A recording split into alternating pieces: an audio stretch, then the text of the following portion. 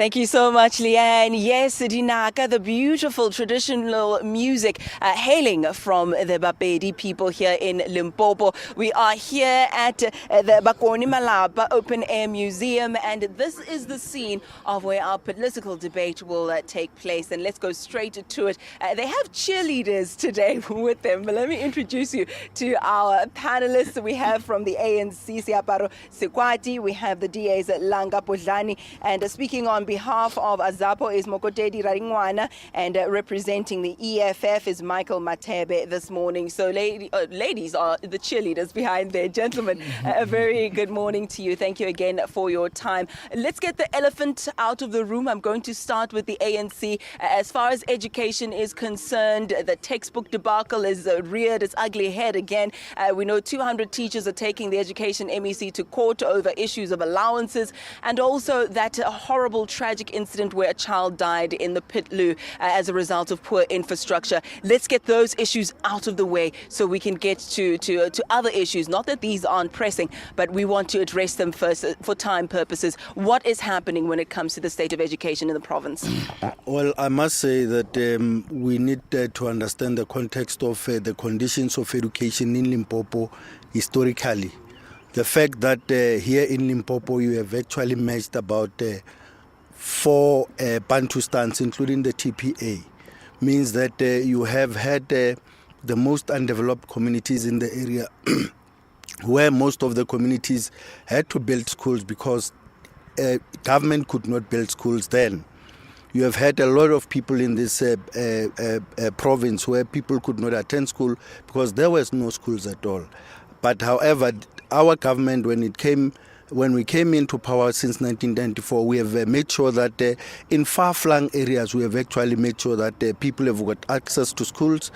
Unfortunately, yes, we have not been able to reach out to all those communities, but also we are aware that we are still lacking in terms of infrastructure, and that is why we are saying that we need to accelerate the pace of infrastructure. And the issues that we have already raised are actually put behind us because we have got a problem that is in place already, where the Department of Education is actually ensuring that most of the schools where we do not necessarily have sanitation, we are able to put the sanitation. Where we do not necessarily have schools, new schools are built, even schools that are state-of-the-art in far-flung areas. Now, it tells you a story that even in terms of the improvement of percentages of grade 12 pass rate, it tells you in terms of the science and maths outcomes, it tells you a story that indeed we are a province that is actually moving forward. Okay, let's speak to the EFF's representative this morning, who's perhaps not as young as one would assume from the EFF, but he's on a league with your Limpopo, so there's nothing wrong with that. How would you run the province differently? I think what we must consider first is that the current government, as you can look into what happened in the past few days, is when there was a very serious problem of faction here, where a new government was put in place and a complete takeover of from the old one by the new one. According to the EFF, we are saying that is a collapse of government because you can't replace 9 MECs with the premier. And they said there was a lot of corruption that was taking place in that government, but up to so far we haven't had any one of those 9 MECs or the premier himself being investigated for that corruption, which clearly tells us that that was a pure corruption. But if I'm pure factional political factionalism, yeah. And once there are factions in a government, it's always impossible for you to implement the government programs. So we are saying it's important for us to take over this government. We clear up this thing of corruption and factions in government, and we run a clean and a proper government of Limpopo. If I may interrupt, some would argue that your very leader, Mr. Julius Malema, was involved in those skirmishes, those factions and perhaps allegations of corruption following him in the procurement process and the tendering process when it comes to building of roads. So what do you have to say about that? I mean, it's very clear. Julius Malema has never been part of any tender committee. He has never participated in any process of offering or awarding any tender. That's why even today we are saying, why if Julius is corrupt, why there's no corrupter and a corruptee in that instance? Because someone was supposed to be arrested or maybe be charged in government so that we can know he was working with Julius. But Julius is only person charged.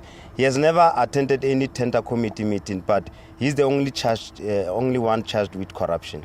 Okay, let's leave it there for now and move on to the Democratic Alliance. You had your election manifesto launch in Limpopo. It raised quite a few eyebrows, people wondering why this particular province. Perhaps you can set the record straight and tell us your plans for Limpopo. This is the province where Jacob Zuma's ANC took root. And our manifesto launch was symbolical to say that as the Democratic Alliance, we intend reversing that road. We promise the people of South Africa and of Limpopo a clean government which ensures that, and a politically accountable government where if officials fail to deliver textbooks, if officials fail to spend money which there is on infrastructure to make sure that kids do not die by falling into pit latrines, there'll be consequences. Up to so far, we've seen no consequences. Instead, we've seen MECs being elevated to other executive positions with no consequences at all. The Democratic Alliance promises the people of Limpopo a clean and politically accountable government to make sure that if government fails them, there will be consequences. Let's move on to Azapo now. When one considers the political landscape of Limpopo, the names that do come forward, ANC, DA, EFF, and perhaps even Ahang, because of the roots of Dr. Mampela Rampele, Azapo very scarcely mentioned. What is your position in the province, and how do you plan on expanding when it comes to your representation? Thank you very much, Hayanda, for the opportunity. Before I can talk about it, the Azapo manifesto, let me comment on the issue of the scandal involving the delivery of textbooks at our schools. We are very disappointed as one of the sections of the liberation movement when the ANC is failing to deliver books to our schools, when the black-run government is forced by the white community to deliver books for the black children. This is the scandal that we don't understand. Why is it happening to our children? So when it comes to Azapo in relation to Limpopo politics, let me state clearly that our manifesto is clear when it comes to provinces. That when we fight for the liberation, the freedom in this country, we said we are against balkanization of South Africa. We were fighting for a unitary state. That is why in our manifesto, we make it very clear that we are not happy with regard to the non-provinces as they exist today. When Azapo comes into the government, we are going to make sure that we don't have provinces. We are going to create a unitary state where the physical, material, and human resources will be allocated to the local government for speedy delivery of services to our people. And your position in the province?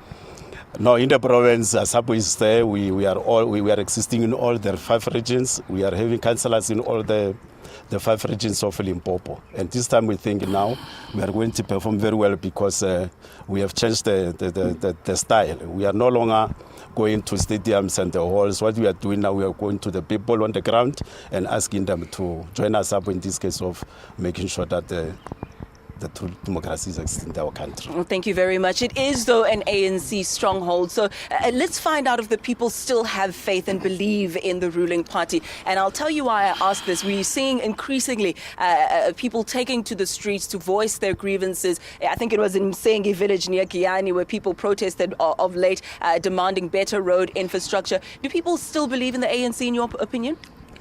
They do. Our people are not fooled.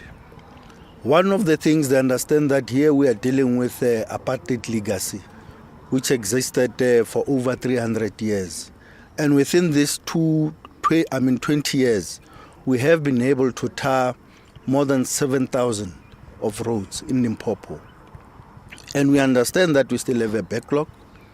However, we are making plans to ensure that we can be able to ensure that every village, either the streets are paved or they are tarred.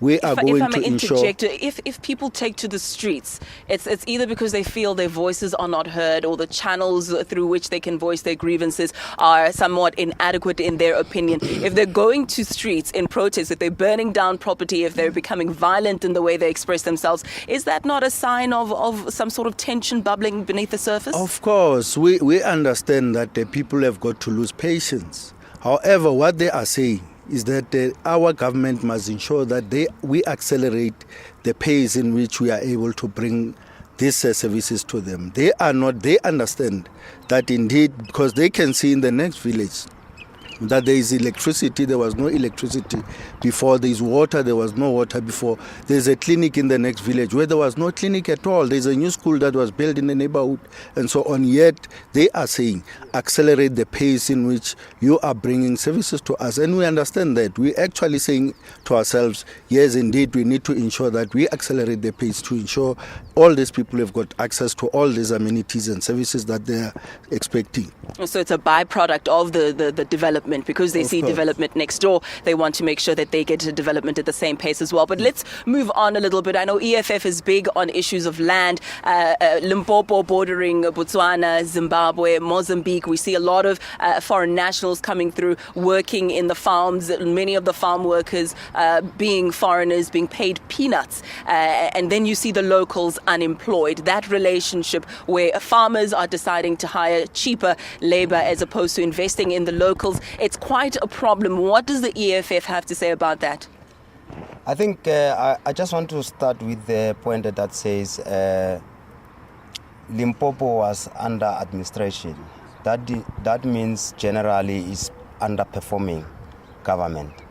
And we must also understand that 1.3 billion has been returned back to national because it was not spent. And that is poor governance.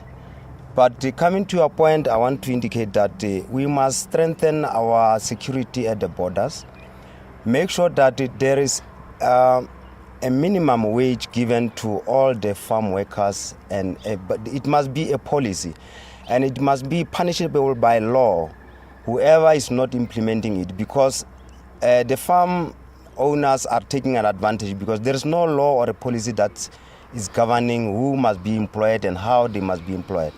We are saying foreigners are also human beings. They must not be treated like animals. They must be given proper salaries so that there must be competency, not on the level of where are you coming from, what is your color, and so on. So if South African and a foreigner are looking for jobs, they must not be treated in terms of where are you coming from. They must be treated in their competency. So the salary must not be a determining factor. When one thinks of the EFF, issues that come to the fore, nationalization of mines, land without compensation, expropriation without compensation, those are the things that go before you, if I could say that. But very little we hear about issues of education. What's your plan when it comes to education in the province? As EFF, we are very clear on our manifesto that we want to give free education from primary level to the first degree, and it must be free and it must be quality education, a quality education that will make our people to be employable. You can't just have a high number of people who are having a pass rate but they are unemployable, and most of them, they are not even being accepted in the universities. Because I heard my colleagues saying there was a high rate of passing in Limpopo. But if you can look into the same kind of people who have passed, most of them can't even go to university because of the poor level of the results they achieved. We're going to have to leave it there for now. We're taking a quick ad break, and when we return, we'll hear from the DA.